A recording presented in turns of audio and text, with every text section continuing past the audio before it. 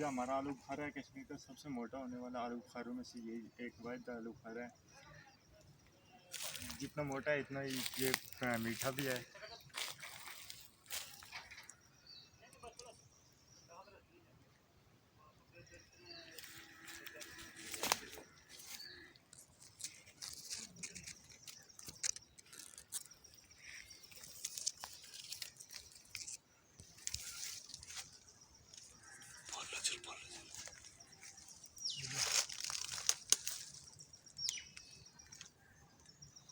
दरख्त के हिसाब से इस पर ज़्यादा लगे हुए हैं, इतना दरख्त नहीं है जितने इस पर आलू बुखारे लगे हुए हैं।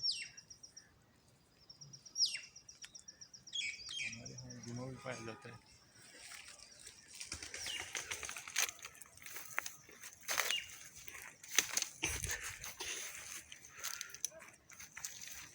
इसके सब टेनी के साथ ही तकरीबन आलू बुखारे लगे हुए हैं और हर टेनी झुकी हुई दिखती है इसकी।